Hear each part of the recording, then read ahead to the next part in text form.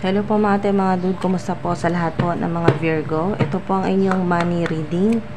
Alright, so pera, trabaho, career, negosyo, online platforms, part-time jobs, divine highest white light, divine universe, angelic beings.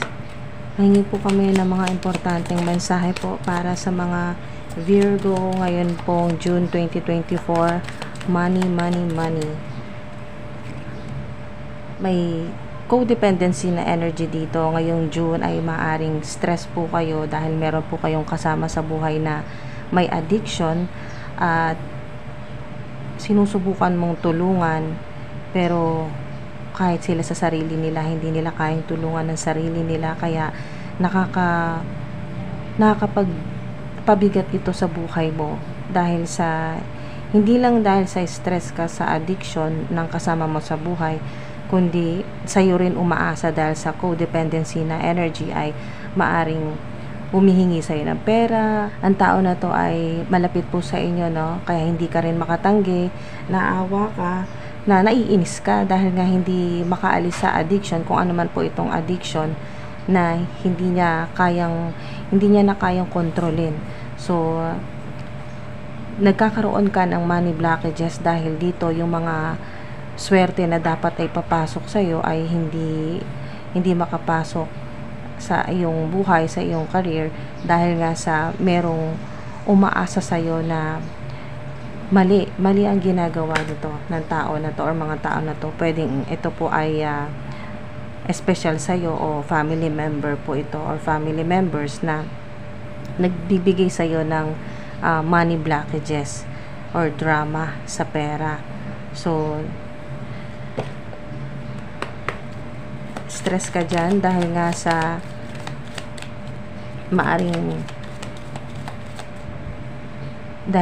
umaasa sa'yo ay ikaw yung nagpapasa ng malaking responsibilidad sa pera or sa pamumuhay po ninyo, at siya po yung kinikita po niya ng tao na to ay na kasama mo ay nauuwi lang sa addiction.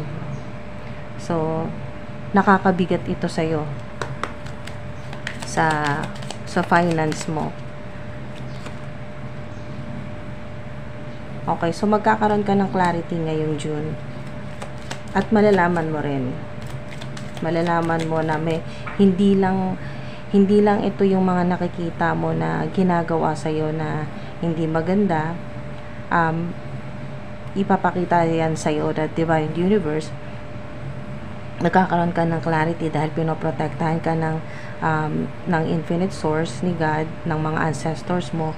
Kaya mas makikita mo dito ngayong June ang protection sa'yo ng infinite source, dahil may sword dito, may espada, ay kahit gaano mo pa kamahal ang tao na to or kahit gaano pa siya ka-special sa'yo ay maaring ito na yung maging katapusan na maputol na yung connection mo sa tao na to or mga tao na to. Mga dude, maraming revelations, marami kang malalaman na talagang kumbaga mga dude ay mapupuno ka na. Maaring ito, the runner, maaring codependency ulit na doble yung codependency na relationship, mga dude. So maaring talagang may umaasa or mga umaasa sa'yo na nagiging irresponsible na, umaasa na talaga sa'yo at sila ay nag-enjoy sa buhay nila at nagpapabaya sa kanilang ginagawa sa trabaho po nila. Irresponsible ang energy. Okay? At mataas ang ego. Ikaw na yung lumayo sa mga tao na to, mga dude, dahil nga sa abuso na, no? Sumusobra na.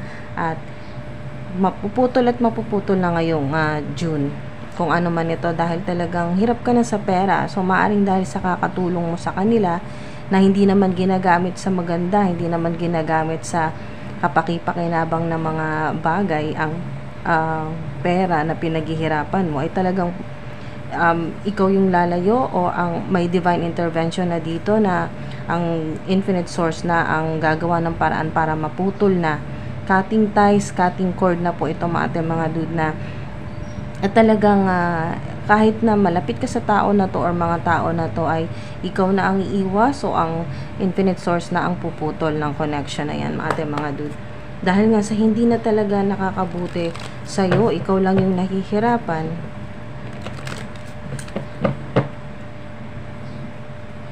So, kung meron man po sa ilan na kayo po ay napapagastos dahil po sa problema po ninyo sa inyong kalusugan, ang magandang sign na sumisilip ang improving health, ibig sabihin ay magiging maayos yung kalusugan po ninyo at maiiwasan na rin yung mga unnecessary na mga gastusin katulad po ng gastos po sa pangpa-hospital, ganyan po sa maintenance, sa mga gamot, mga ganyan po na magiging malusog ka.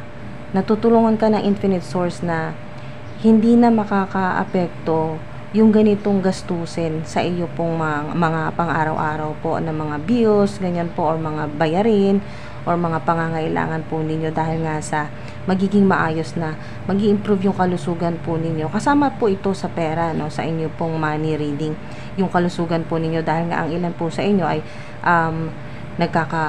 nagkakautang, napipilitang mangutang dahil nga po sa may karamdaman, may sakit, may gastusin sa ospital, ganyan po, may mga bills.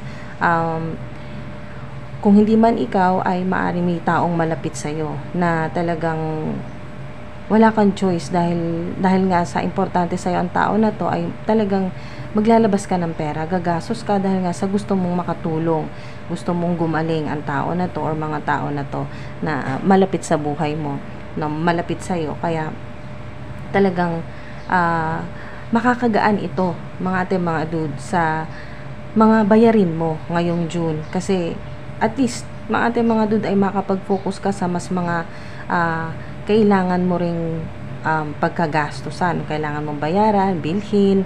So, at para naman din sa sarili mo dahil nga nitong mga nakaraang buwan ay puro tulong sa kanila, no? Puro sa kanila na ang pera mo or yung salary mo, sweldo mo ay halos walang natitira para sa iyo, para sa sarili mo. So ngayon mabibili mo yung ngayong June, mga dude, ay mas magkakaroon ka ng extra money para sa sarili mo naman. Kasi ang nangyayari dito puro sa kanila ang naririnig ko. So may success diyan, mga dude, ngayong June, success 'yan. Kung ano man po yung ginagawa po ninyo, yung trabaho, basta maging remain positive. Yan po. Maging optimistic kayo, huwag kayong mawala ng pag-asa, huwag kayong panghinaan ng loob kahit na napakarami ninyong problema or money blockages, ay magiging maayos pa rin. Lagi niyong iisipin na magsisimula talaga sa'yo na kapag laging positibo ang iniisip mo, yan po, kalmado ka, positibo, ay mas talagang magiging madali sa'yo ang lahat. Kung ano yung mga kailangan mo, mas madali mong makukuha. At huwag kang mag-alala, ang sinasabi dito ng infinite source ng mga angelic beings na naririnig yung mga panalangin mo. Alright? So, ito na po yun. May success ngayon po, no? Ngayon pong mga dude, sa mga Virgo, may success. Magiging matagumpay po kayo ngayong June. Magsisimula po yan, no? At ang success po ninyo, hindi matatapos ngayong June lang. Yan po ay timeless. So, magtutuloy-tuloy na po yan.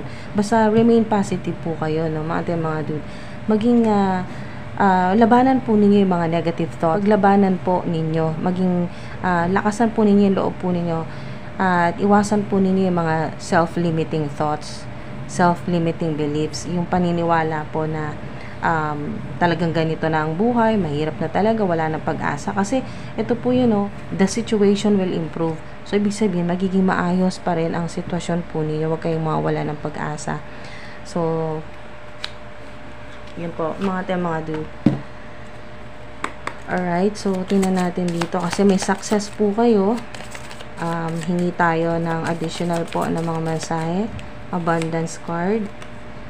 So, kayo po yung tipo ng tao na talagang mahilig po kayong mag-donate, mahilig po kayong tumulong. Yan po, charitable works. At yan po ay isa rin po sa good karma po ninyo ngayon pong June na kayo po ay makakatanggap naman. Dahil nga kayo ay tumutulong, nagbabahagi rin po. Ask for your needs to be met. So, kailangan mong humingi talaga ngayon ng tulong. Yan po. So, kung ano man po yung mga kailangan po ninyo, basta humingi ka sa Infinite Source kay God, ngayong June ay magkakaroon ka. Marireceive mo yan. God and the angels can come to your aid only if you make a free will choice to be helped. And it begins with asking. So, mga dude, kailangan mo talagang humingi. Magsabi ka sa isip mo or bumulong ka or habang nagdarasal ka, humingi ka sa Infinite Source kay God. At tutulungan ka niya sa pamamagitan naman po ng ibang tao. So, ibang tao ang tutulong sa'yo, pero ito na yon. Tulong yan sa'yo ng Infinite Source. Tulong yan sa'yo ni God dahil narinig yung panalangin mo, yung hinaing mo. So, no more complaining. Yan po. Instead na kayo po ay mag-complain sa Infinite Source na ilang taon na, nagdarasal ka naman, hindi ka naman nagkukulang sa pagsisikap, ayan po, sa pananalig, at masipag ka, ganyan po.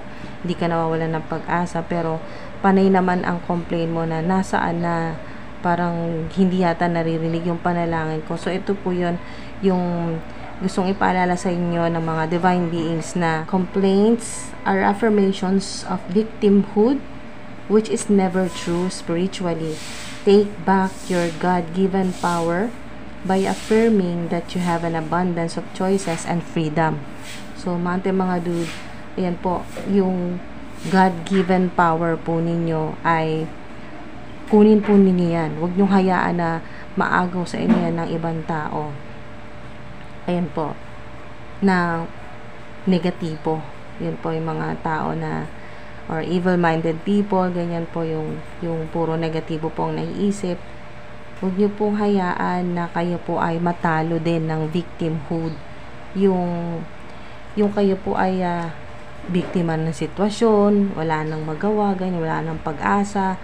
Kasi magiging maayos yung sitwasyon po ninyo. Basta iwasan nyo lang pong mag-complain. Magreklamo ng magreklamo. Bountiful nature. Yan po. Abundance po ito mga dude.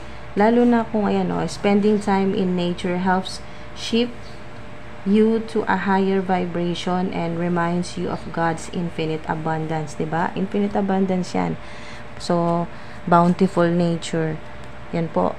Sign po yan ng bukod sa success po ninyo ay marami po kayo matatanggap na blessings, miracle po mula sa Infinite Source kay Mother Gaia, kasi nature po ito, kay Mother Earth, ganyan po. Kaya wag kayong mag-atubili, wag kayong mag-alangani na humingi kahit sa isip lang po ninyo na sa Infinite Source, kay Mother Gaia, na kayo po ay bigyan ng marami, maging masagana po yung inyo pong buhay. Alright? So, iwasan po ninyo yung iniisip po ninyo na biktima ka, yung ikaw yung hirap na hirap. Yan po mga dude. Iwasan po ninyong mag-complain sa Infinite Source na napakatagal, nasaan na, parang hindi yata naririnig yung panalangin po ninyo. Yan po, iwasan po ninyo yan.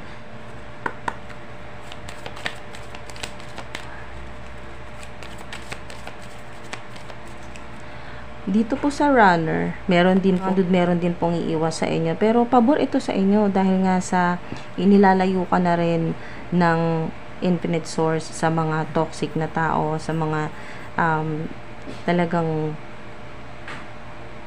nagde-drain, talagang nakakaubos ng divine energy mo.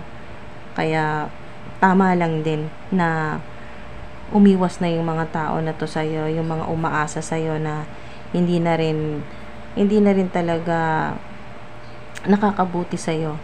So,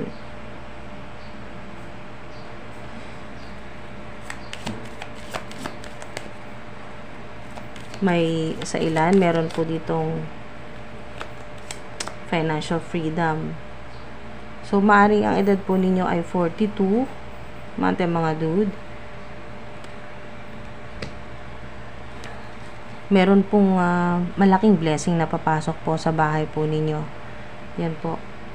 or ito po ay bagong doorway po na kung saan ay talagang lulusot, yan po, papasok yung abundance, yung prosperity po ninyo, yung swerte po ninyo, yung success or mga opportunities po ito. Bagong doorway or pintuan, yan po. Maaring sign din po ito na kayo po ay may bubuksan na bagong pintuan, literal na papasok sa bagong pintuan. Maaring ito ay bagong bahay, yan po. So, pag kayo po ay nagbukas ng pinto, ay isipin nyo na rin po, no, practicein nyo na rin po na tuwing magbubukas kayo ng pinto ay magbigkas po kayo ng affirmation, positive affirmations, na tuwing kayo po ay magbubukas ng pinto, ay marami ding opportunities na magbubukas para sa'yo. Yan po, mga dude, na dadalhin ka sa success. Yan po. So, magbabago din yung inyong sitwasyon. Infinite abundance kasi ito, mga dude. Yan o. Take back your God-given power by affirming that you have an abundance of choices and freedom. With your increased confidence and assertiveness, watch these positive affirmations blossom into reality. So, magkakatotoo, magiging mag-shift sa bagong realidad. Yan po, magkakaroon kayo ng bagong realidad at bagong perspective o realisasyon, mga dude, na mag-iiba na yung pananaw mo sa buhay, sa career mo, sa pera, na hindi ka pala limitado, na maraming magbubukas sa'yo na mas malalaki pang pinto or opportunities or doorway po ito sa abundance. At mas lalo na kung kumokonekta po kayo sa nature. So, matutulungan po kayo na mas tumaas pa ang inyong vibrational energy o yung frequency po ninyo. Mas tataas po yung inyo pong vibrational energy o yung frequency po ninyo dahil sa pagkonekta po ninyo sa nature or kay Mother Gaia, kay Mother Earth. Yun po yung mga kinakain po ninyo, mga organic, galing po sa kalikasan. Yung pong mas madalas po kayong pumunta sa mga mapunong lugar, ganyan po, may mga halaman, or kahit po sa bahay po ninyo, meron po kayong mga indoor plants, ganyan po, may mga halaman po kayo sa bakuran po ninyo, sa harapan ng bahay, or sa likuran po, no, backyard po ninyo. Never ending story. Maring ang ilan po sa inyo, ito na yung sinasabi na addiction. Yung may kasama po kayo na may addiction man, mga dude, meron mang codependency na nangyayari po sa pamilya or sa buhay po ninyo. Sa mga taong may connection sa'yo na yung paulit-ulit yung stress mo sa kanila, maaring 42 ka na or 37 or mag-37, magpo-42. Maaring ito rin yung tinutukoy dito na codependency na talagang umaasa sa'yo or nagbibigay sa'yo ng drama, stress sa pera or sa buhay mo. Maaring edad po ito ng tao na tinutukoy dito na 37 or 42 na po. Stress ka sa kasalukuyan. Yan po yung energy. Never ending story. Paulit-ulit po na stress ka. Kung tutuusin, okay ang buhay mo, ayos ang career mo, ang trabaho mo, pero itong mga tao na to na talagang toxic or narcissist o evil-minded people na nakakasalamuha mo or kasama mo sa araw-araw ay paulit-ulit kang sinasaktan, no? Emotionally, mentally, financially. So, talagang sobrang stress ka dyan. Maari din po na may mga letters na ganito, no, or initial po, no? May sa pangalan po ng tao na tinutukoy dito, maaring or ito po ay initials po, no, may mga letters ka sa iyong pangalan na ganito po, na merong C, meron pong D, meron pong B,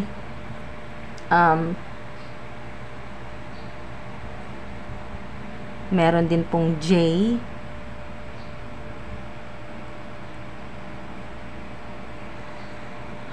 okay,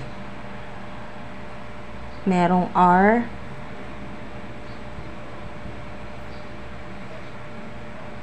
O, M.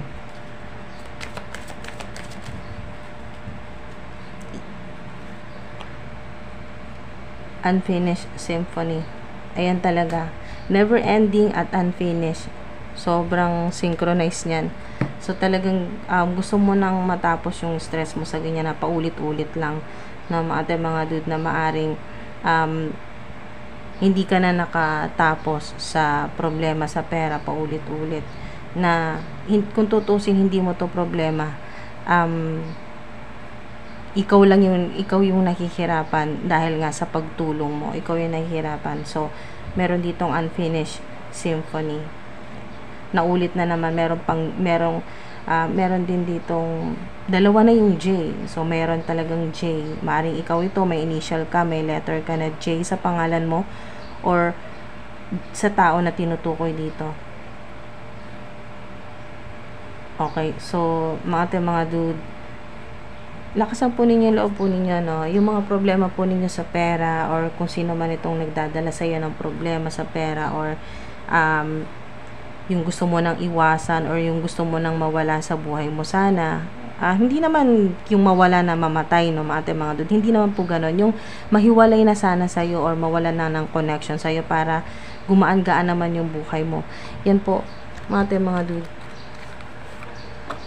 Magiging, dahil nga sa success na energy dito at paalala sa'yo ng mga divine beings na magiging maayos pa rin yung sitwasyon mo, huwag kang mag-alala at basta maging positibo ka lang palagi. Kaya ito pong mga hindi matapos-tapos na drama or money blockages po ito ay matatapos yan ngayong June. Huwag kayong mag-alala mga dude. Ayan, stress ka talaga, may puso din dito. Maaari din sa ilan na ilang beses ka nang talagang niloko. Yan po, ng tao na to sa pera. Air sign, pwedeng Libra. Water sign, pwede pong Cancer, Scorpio, Pisces. So, magkakaroon ng healing. Be open to receive the healing and nurturing you need. Tutulungan ka ng infinite source. Okay, so ng nature, ni Mother Gaia. Nasaan ka man? Nasa tubig, and po, pumunta ka man sa dagat or sa kalupaan, yan po, or umakyat ng bundok, basta nature po, mga dude, matutulungan ka yan na gumaling na kung ano man po itong stress mo, no? At matanggal yung mga clear na, matanggal na po yung mga money blockages. Ayan, intervention. Ito na yon. Ito yung tinutukoy kanina dito. Uy, grabe. Synchronized. Ito po yung divine intervention kasi maaring sa ilan ay wala kang lakas ng loob na umalis, lumayo sa mga tao na to or tao na to na kasama mo sa buhay na talagang sobrang stress ka na. Okay? Ito yung tower na talagang magko-collapse, no? Matatanggal yung distraction. Hindi talaga maganda ito. Ang epekto nito dun sa tao na gusto mo nang makahiwalay sa tao na to ay para siyang binagsakan ng malaking tore. Okay? So, unexpected ito. Hindi niya inaasahan na bigla kang mawawala, bigla kang aalis, or biglang siya ang kailangang umalis or mawala or maputol ang connection niya sa'yo. So, mahihirapan siya dito. Adversity o yung malalaman niya yung realidad talaga na matindi na yung pahirap niya sa'yo, no? Yung ginagawa niya sa yung dinadala niya sa yung problema or yung responsibilidad na dapat siya ang gumagawa or siya ang nagpapasan, hindi ikaw. Ikaw yung stress dito. Never ending story. Dahil nga sa pagiging irresponsable ng mga tao na to na may connection sa'yo. Ikaw yung nagpapasan ng hirap na dapat sila ang nagpapasan yan or nagdadala. Sila dapat ang responsable. So, maganda dito, mga dude, ay hindi inaasahan na matatapos na talaga yan. Ngayong June yan, Tower. So, malaking shift ito, malaking pagbabago ito sa buhay po ninyo ngayong June. Meron ding G. G ang initial. C, D, J,